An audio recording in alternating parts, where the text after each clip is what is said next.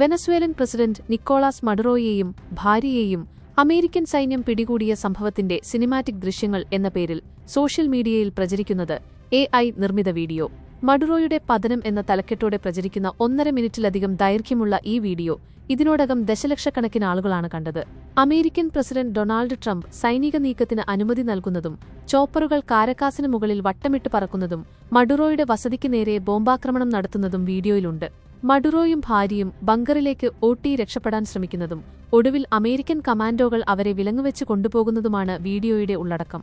യഥാർത്ഥത്തിൽ ജനുവരി 3-ന് വെനസ്വേലൻ തലസ്ഥാനത്ത് അമേരിക്ക നടത്തിയ അതിശക്തമായ റെയ്ഡിൽ മഡുറോയും ഭാര്യയും പിടിയിലായിരുന്നു. 150-ലധികം വിമാനങ്ങൾ പങ്കെടുത്ത ഈ ദൗത്യത്തിനു ശേഷം മഡുറോയെ ന്യൂയോർക്കിലെത്തിച്ചു. മയക്കുമരുന്ന് കടത്ത്, ഭീകരവാദം എന്നീ കുറ്റങ്ങളാണ് ഇദ്ദേഹത്തിനുമേൽ ചുമത്തിയിരിക്കുന്നത്. മഡുറോ വിലങ്ങുവെക്കപ്പെട്ട നിലയിലുള്ള യഥാർത്ഥ ചിത്രങ്ങൾ പുറത്തുവന്നിട്ടുണ്ടെങ്കിലും ഇപ്പോൾ വൈറലായ ആക്ഷൻ പാക്ഡ് ദൃശ്യങ്ങൾ പൂർണ്ണമായും ആർട്ടിഫിഷ്യൽ ഇന്റലിജൻസ് ഉപയോഗിച്ച് നിർമ്മിച്ചതാണെന്ന് വിദഗ്ധർ സ്ഥിരീകരിച്ചു.